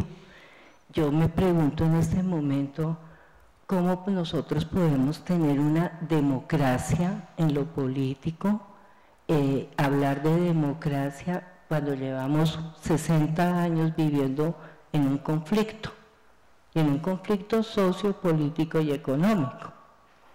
Y eso relacionado también, por ejemplo, con otros momentos del desarrollo de la sociedad. Digo que los colombianos somos unos magos, porque nunca fuimos modernos y pasamos de lo tradicional al posmodernismo. Yo me acuerdo que como en las décadas del 90 se creó la Comisión de Sabios y había una gran inquietud y un llamado, casi que un SOS, acerca de la necesidad que tenía Colombia de entrar en las TIC. Y de pronto las tecnologías nos invadieron, pero absolutamente fuimos atropellados por unas tecnologías, tanto que hoy yo encuentro que yo soy educadora y en el ámbito de los educadores, yo digo que hay muchos analfabetas computacionales. Ahora los niños nacen con un chip, los jóvenes en las universidades ya no toman nota, ya un momentico, profe, le toman una foto al tablero, o mándame las diapositivas a mi correo, o cuélgalas en Facebook. Bueno, son todos, nos atropelló la tecnología. Nosotros pienso que sí estamos en una disyuntiva entre qué es lo que estamos haciendo realmente. En la línea de lo que decía Edgar Rebeis ahora, ¿estamos formando en valores realmente o nos hemos limitado a ser informantes? Y como informantes perdimos el año porque nuestros estudiantes tienen todos unos aparatos tecnológicos que digo que desde el doctor Google hasta las páginas más especializadas les dan mucha mejor información que los profesores a los educandos. Entonces yo pienso que podríamos apuntar a preguntarnos, a hacernos como un examen realmente de cuál es esa educación y para cuál vida, qué tipo de vida, porque es que mientras no conciliemos los factores político, económico y educativo, lógicamente pasando por el estamento familia, al que habría que privilegiar en términos de ser la primera institución educativa de toda sociedad, pues nosotros realmente ¿qué estamos haciendo? ¿No? ¿Y qué tipo de tecnologías esperamos producir cuando la tecnología es la justificación social de la ciencia? Y nosotros no estamos generando ni creatividad, ni pensamiento divergente, o sea, nosotros no estamos permitiéndole a los jóvenes hacer investigación. Y el ejemplo que les estamos dando a nuestros estudiantes, que todos quieren ser estudiantes de ciencia política, es porque lo político es lo que permite ser rico sin ser indecente al nivel del narcotráfico, pero se puede tener un muy buen estatus económico y social si se es político, ¿no? Sin pasar por la tortura del esfuerzo intelectual, de muchas noches clavado, leyendo, haciendo síntesis, generando conocimiento. Entonces, yo quiero que nosotros, no sé, sería muy bueno tener un grupo de reflexión para mirar que realmente a qué vida le estamos apuntando para este siglo XXI, qué educación, pero sobre todo dentro de qué sociedad. Buenas noches. En esta oportunidad pues hablamos de la educación y toda su influencia en el mundo actual. Yo tengo ligeramente que preguntarme si las instituciones que ahora están viendo los niños, digamos, en la situación que los atienden, digamos, las madres comunitarias, va a poder resistir la nueva etapa que viene cuando ya se firmen los acuerdos y ya haya una paz un poco más estable. Porque yo me he imaginado que no va a ser suficiente y que va a haber unos déficits realmente grandes y que además de esas madres comunitarias va a haber necesidad de instaurar unos educadores y educadoras comunitarios, porque con el simple manejo que se está dando de atención para los niños, sobre todo los que vienen desplazados, pues es insuficiente para unas sociedades como ya se van a proyectar en el siglo XXI, hacia el año 2025, digamos, o más. Entonces sí, yo creo que el énfasis de una educación comunitaria podría ser claro, pero otra cosa es que también lo que se ha llamado participación ciudadana, va a haber ciertas dificultades en el manejo de esa situación de participación. De pronto, más que otras áreas en educación, yo creo que la reflexión podría ser hacia ese lado, cómo participar en un mundo globalizado y cómo lo podrían hacer gentes que realmente lleguen a la ciudad totalmente despistadas, ¿no? Por el proceso de paz, ¿cómo se va a asumir eso? ¿Para quién es la pregunta? ¿Cómo? ¿A quién dirigió la pregunta? ¿Al conferencista? Pues entonces que responda Jaime. Sí. Jaime. Bueno, en realidad yo me inscribo en la generosidad de la Academia Colombiana de Ciencias Económicas, que con Rubén Darío ha propuesto que prolonguemos eso en otra reunión. Sí, pero si hay una respuesta, si te interesa, sí. Ahora, por otra parte, esta niña que tiene este material en la mano está tomando todas las observaciones que se han hecho, ¿no? Para registrar su exposición, su experiencia como docente que expuso. Entonces, yo les agradezco, porque yo me comunico de inmediato con ustedes, ¿no? Es decir, mi intención es debatir, aunque sea por correo. Yo creo que hay una parte final de la exposición donde está el índice. El índice ya está armado de lo que es la parte tercera, ¿no? Pero claro, ese índice está abierto justamente al debate. Claro. Entonces, vamos a poner el índice, porque allí está, por ejemplo, una cosa muy importante, es que tenemos que armar el sistema educativo para una educación permanente, desde el embarazo de la madre hasta la infancia, la adolescencia, etcétera, hasta la vejez. Yo tengo que seguirme instruyendo, ¿no? Aprendiendo de cosas. Entonces, está toda la escala del desarrollo de la vida como un tema.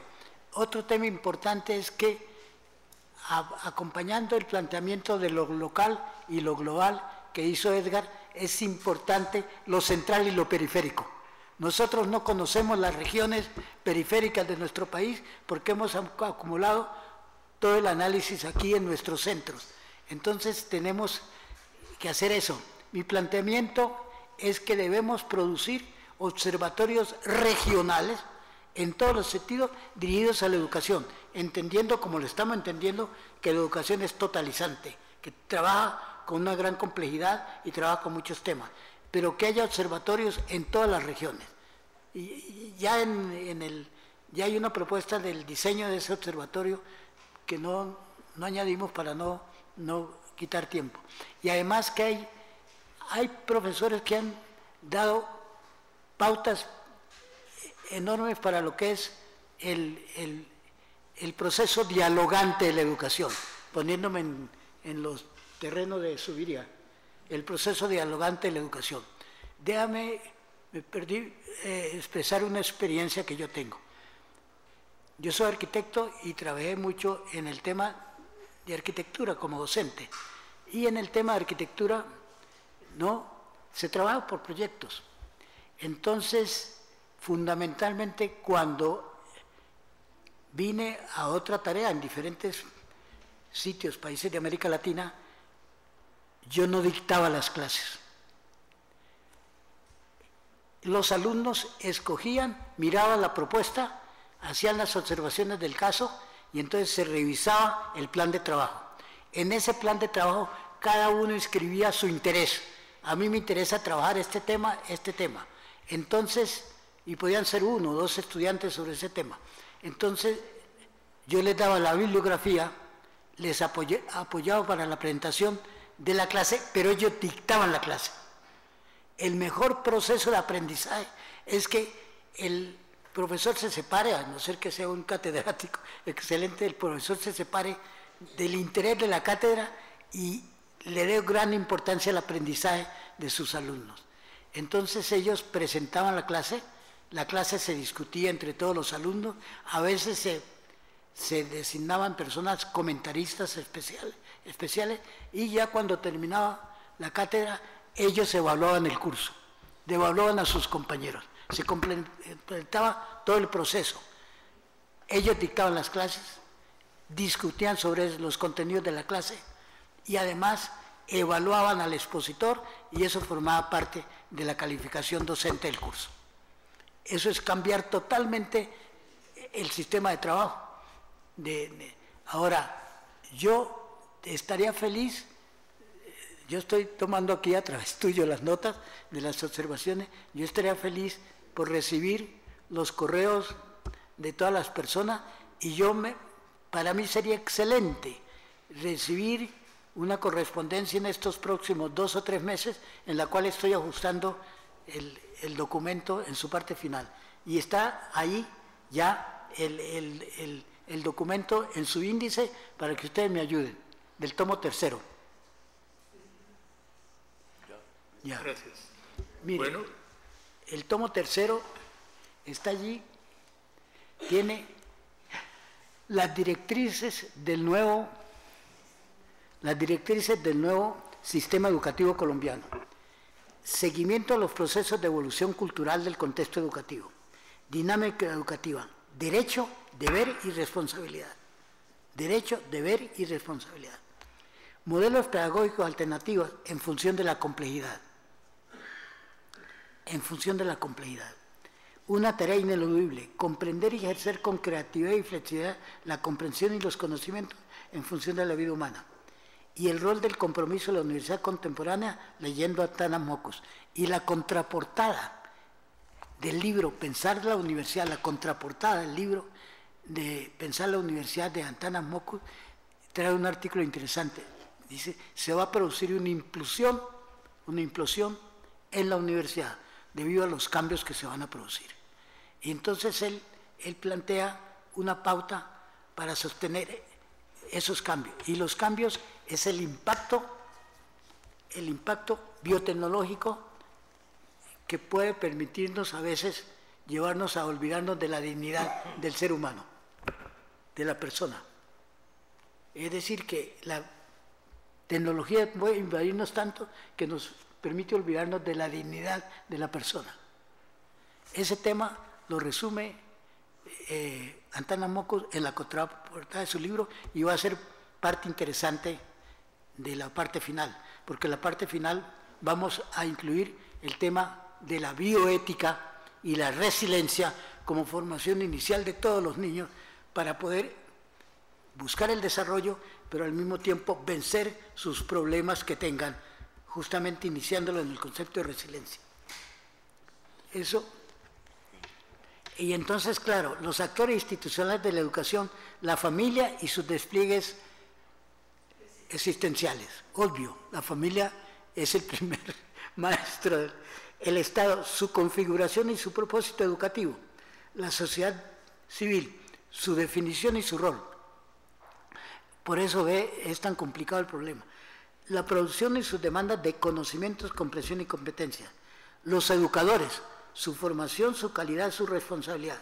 El poder transformar de los educadores. Me estoy apoyando un poco en Teodoro Pérez sobre la responsabilidad y el poder transformador de los educadores, porque allí tenemos una batalla que ganar para desarrollar nuestros propios maestros y nuestros propios educadores. Y claro, entramos a la matriz del nuevo sistema educativo, las fases de la vida y los tiempos del aprendizaje, embarazo e infancia, pubertad y adolescencia, juventud y adultez inicial, el espacio del ciudadano, el desarrollo individual y colectivo y la perspectiva de la vida. Y hay una cosa importante, me refiero, profesora, a lo que escuché a usted como docente. Yo leí un libro recientemente de un profesor de la Universidad Nacional que trataba 10 temas basados en las tesis de grado de los estudiantes maestros de la Universidad de Antioquia. Y me asombré del problema, cómo se trataba la adolescencia en ese momento. La trataba como si fueran unos, de por sí, como si fueran unos delincuentes. Esa era la visión que se registraba allí en ese artículo. Y el problema es que nosotros no hemos resuelto el problema de la adolescencia. La maternidad precoz es que no lo hemos sabido resolver. Es decir, la adolescencia es todavía un tema difícil para nosotros. Y el ejercicio de los saberes, del sentir y del hacer, con sus ámbitos institucionales, los conocimientos, las disciplinas, la expresión, las artes y la competencia operacional. Yo me encontré en un seminario que se hizo por parte del Ministerio de Educación en Ibagué, que no consideraban su excelente potencial de formación musical que tenían. Ignoraban ese hecho educativo, no lo registraban en su cuenta de transformar la educación del Tolima. Y si hay alguien que tiene cierto equilibrio entre lo que es aspectos musicales, artes y aún el deporte, es el Tolima. Bien, entonces, claro, el rol de la universidad con el total del sistema educativo, la complementariedad de la universidad y las instituciones tecnológicas y un punto que para mí es vital, el rol del SENA, su concepción y su consolidación institucional. Para mí es importante para armar el sistema. Eso es, entonces, en algún momento yo hago llegar este índice a los presentes acá para que entre todos trabajemos aprovechando la oferta que nos hace la academia, seguir trabajando un poco en el tema de educación. Ustedes han trabajado siempre en ese tema, ¿no? Me parece excelente y les agradezco mucho su presencia y sus aportes. Bueno, muchas gracias por sus...